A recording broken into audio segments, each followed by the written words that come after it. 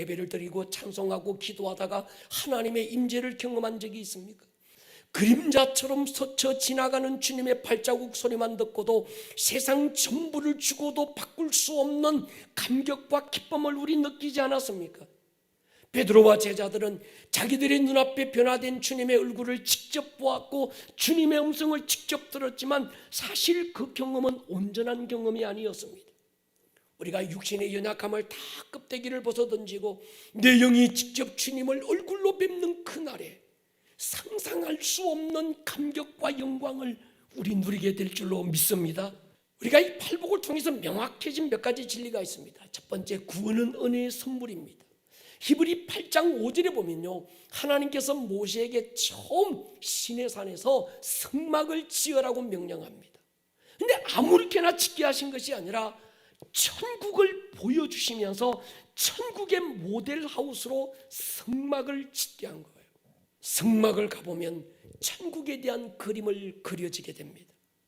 어떤 사람은 성막 밖에서 성막의 외형만 보고는 나는 성막 보고 왔다고 말할 수 있습니다.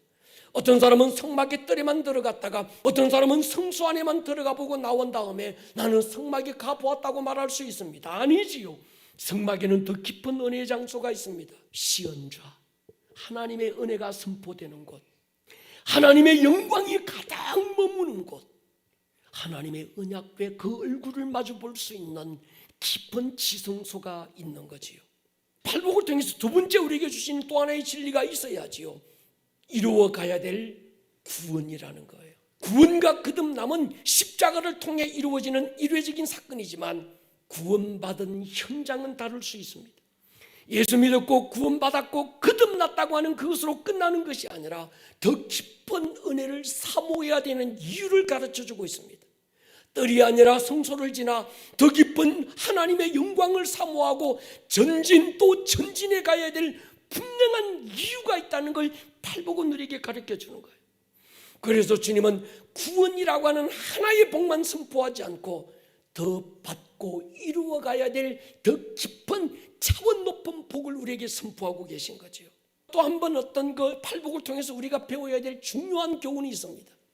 살아있는 교회는 내 신앙의 진보를 이룹니다.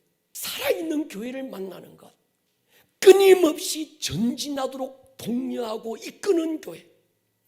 내 인간의 육신의 본성은 주저앉고 싶고 현실에 안주하고 싶고 그 자리에 머무르고 싶고 세상의 그것 바라보고 살고 싶은데 이 살아있는 교회는 끊임없이 다음 단계를 제시하고 머물러 있을 당신이 아니라 올라가야 합니다. 뒤로 내려가면 안 됩니다. 정상이 있습니다. 또 다음 단계로 가게 만드는 교회. 그래서 우리 교회가 좋은 교회인 줄 믿습니다. 세상에서 성공이 그리스도인의 목표는 아니지요. 우리에게 성공은 세상에서 얻고 사람들이 주는 성공이 아닙니다. 섬김이 없는 성공 저주지요. 생존이 아니라 부르심이어야 되고 현상 유지가 아니라 우리는 부흥을 목표로 가야 되는 거지요.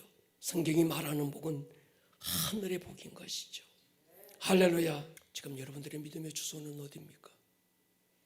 이 세상이 아니라 하늘 바라보고 사는 사람들, 그 그리스도인들 아닐까요?